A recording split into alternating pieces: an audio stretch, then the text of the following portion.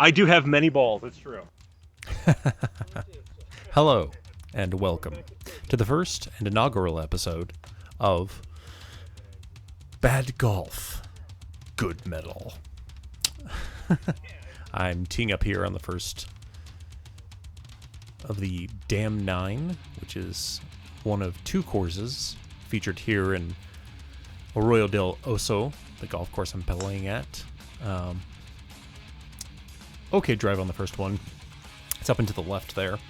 Right, I'm trying to see if I can see it on the outside of the trees. Honestly. And it worked out okay. I'm technically on, I believe, the... What would that be? It's the first tee for the standard 18 holes for the normal golf course there. I don't think it has a special name like the Dam 9 does, but very interesting course. Beautiful backdrop. There you'll see my friend Albert just taking a drop. He did not have a good first few drives, so I want to get going. And I didn't have a good chip, as you can see. I just rolled it over the hill there. But I believe just to the left of the fairway of the first hole. I'm lining up for my third shot here. I had a fair amount of chipping woes throughout this day, as you'll see. But I did step up to this one pretty eagerly and got it just on the other side of the green, as you'll see shortly. Pretty pleased with that one, actually, if I recall correctly. Some of my footage this first time out was all experimental. I was using a tripod situation and setup for my next video, which I have footage for already. I used this cool camera mount on the back of my golf bag, which works out a lot better. Line up the chip. Come on. Well, did okay. Can't quite see the hole from there, but as you can see where it ended up, not too bad. Not too bad. I'm lined up here for a bogey putt. I like to say I like to play bogey golf, which you might see me mention here from time to time in the footage. But unfortunately, gonna have to putt for double, so we tap it in. Attend to our business, and on to the second hole. All right. And here we will have to bite the pain. It's so important to just move on to the next hole and keep a good mental attitude. But look at that view, the gorgeous Sandia Mountains, a beautiful, lightly cloudy day. Lining up for my second drive of the day. Couple practice swings, step up. Hey, not bad. You can see the bunker in the distance there. And though Albert is very complimentary, and I do appreciate it, I was trying to beat myself up that I landed in the bunker. And as he walks by, I realize, though I did hit it 3/4 of the way to the green, which was a darn fine drive, I still have a pretty healthy chip out of the sand here. Now, I'm pretty intimidated by bunkers. I try not to be, but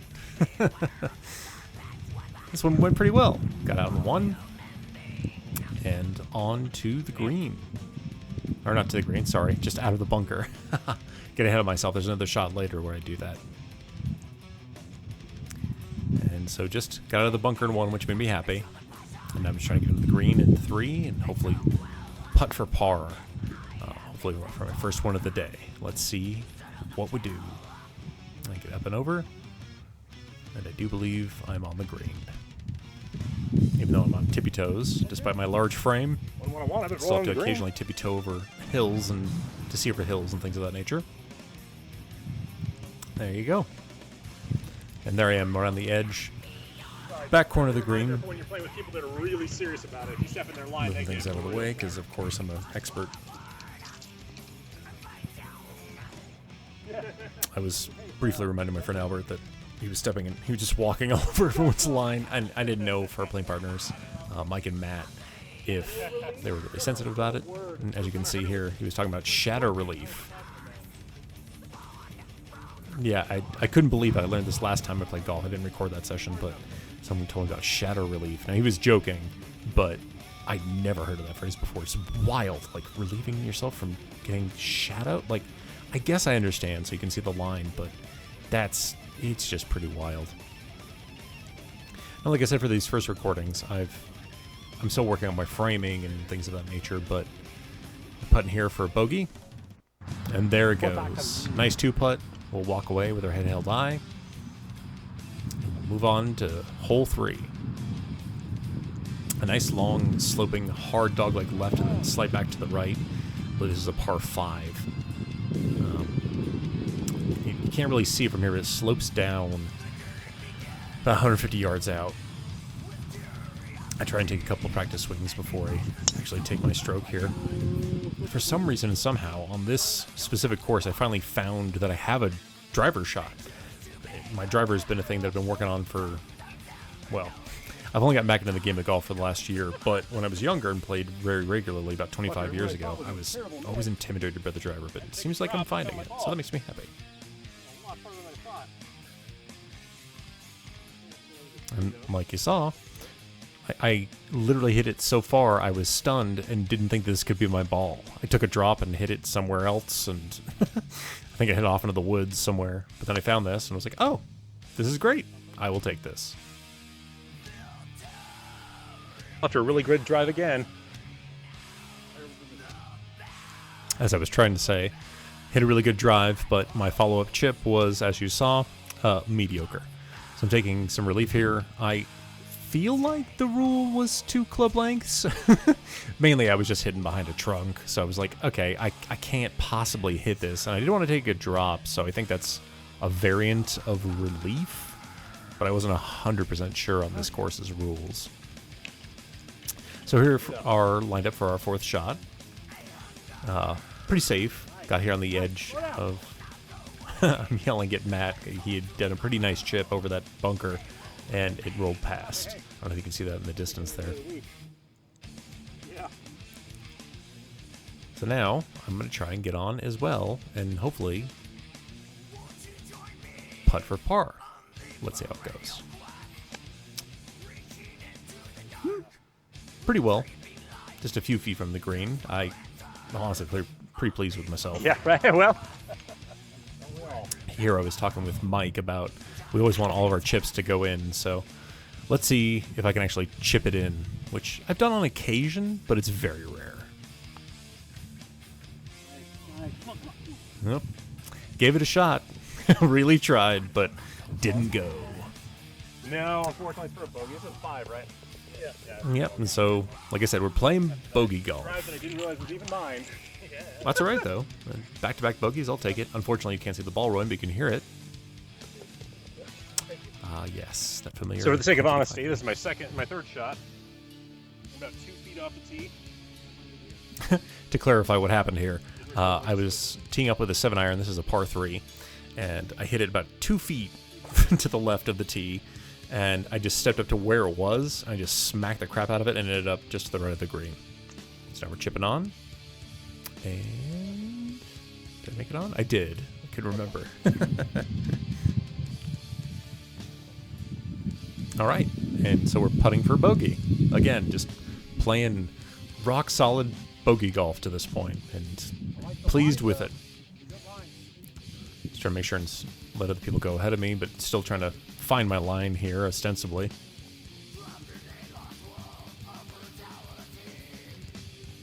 And...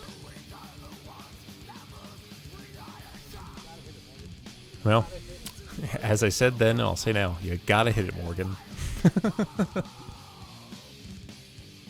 The dance. So we'll readjust our camera.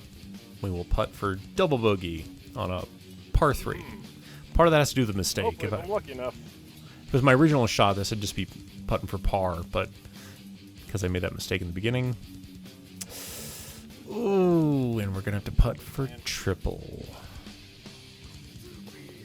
Triples on a 3 just hurt my soul. Yep. They sure do, Morgan. They sure do. And it's around here where I realized I was doing pretty okay with my drivers. This is actually a hybrid off the tee here. Not using a tee to set it up because I was just a little frustrated from that triple. But I smashed the crap out of it.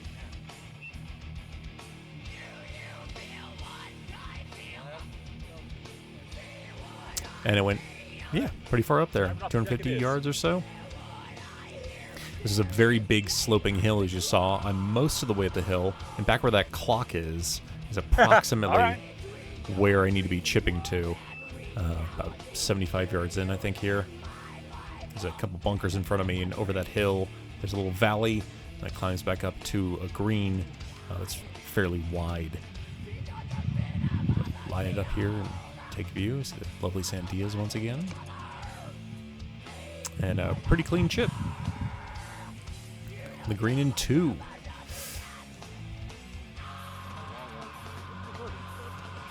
And as I said, it's a long birdie putt, but it is a birdie putt. So, can't hate on that.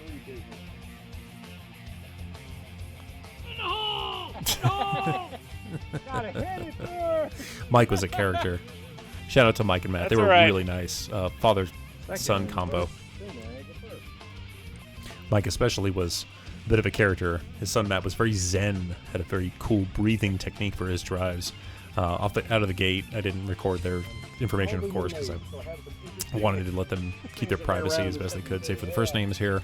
And yeah, they just lovely human beings, very kind, very forgiving. As I wanted it. really Definitely wanted that, it. really wanted that par putt, but it did not go. So like I said, we're playing bogey golf.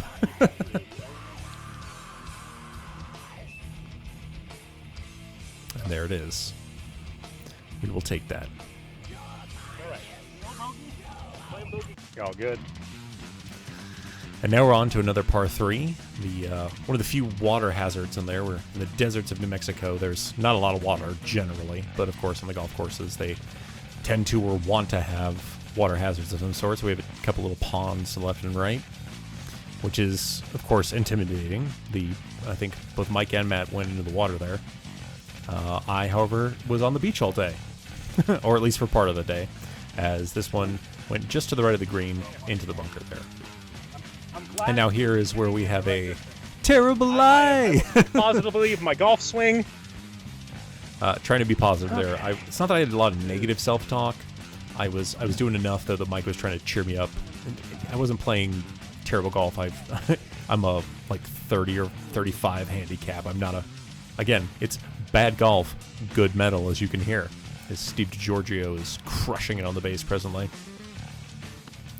But I am crushing it against the wall of, what was that, turf there, as I take my first of multiple shots here and move the camera to just make sure that How far I hit it. you really need to see how far I hit it and how hard I worked for this. Yeah, you hate to see it. And just, how many is that now? Yeah. Shots 2 through 5. I've got to practice my sand shots. I absolutely do.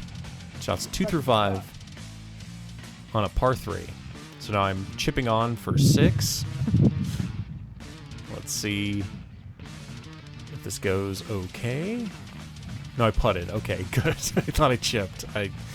Whew. Oh, scared the hole though. Thank you.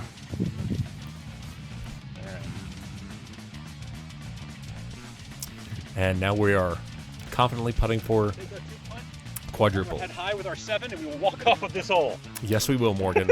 Yes, we will. All right. Now, as you might be able to see, this is a very steep hole. It's the Dam 9. It's a dam that blocks the titular Arroyo del Oso. You have to hit down here. We see where that giant tree is.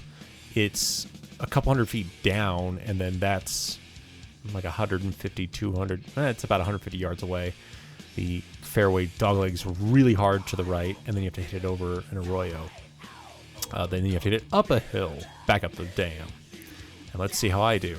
Yeah, I don't. It goes down to the left and into sort of a waste area where literally there was just piles of trash. I'm conferring here, saying, hey, Down there.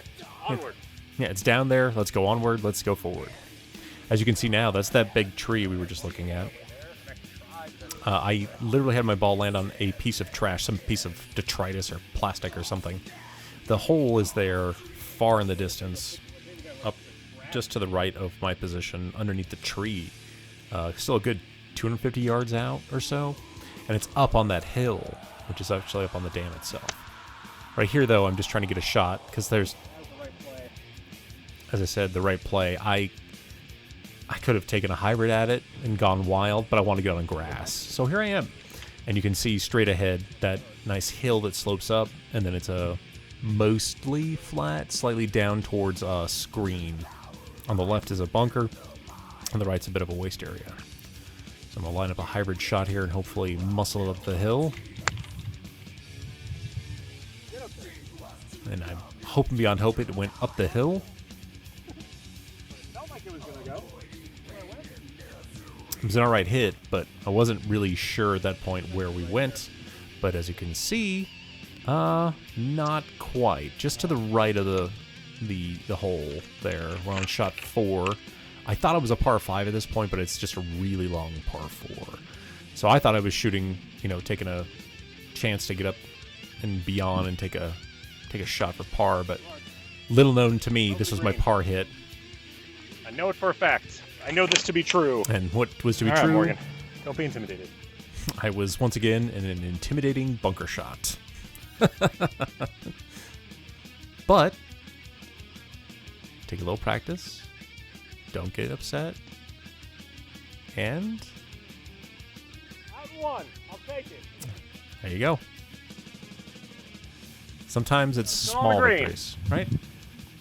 So here I thought I was putting for bogey. It's like, oh, bogey golf, great.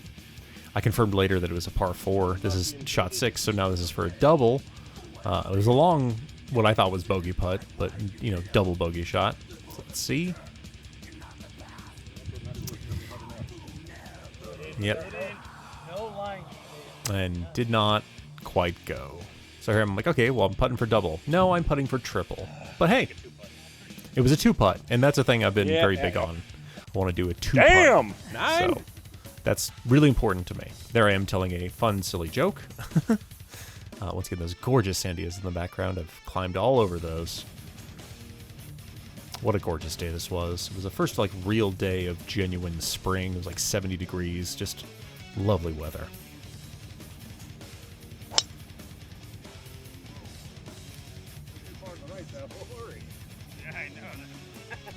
I don't know if you can quite hear it in the background, but my compatriots were very excited that I went to hit it so far.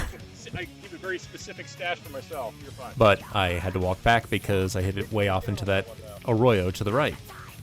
Very far, but very far right, and not on grass. So, unfortunately, lamenting that. So we'll give it another go. We'll try and hit something onto the fairway.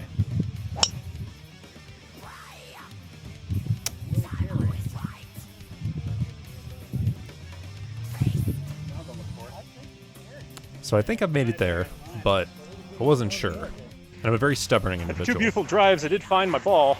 This is it. But I missed to record my second shot. Here in the sand. Show you back where I went from. See where that tree is over here? The big one? I was underneath that here in this giant arroyo.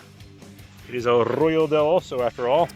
So I hit it a couple hundred yards, which I was appreciative of. And I was in the arroyo. It was not out of bounds. There's not really an out of bounds here.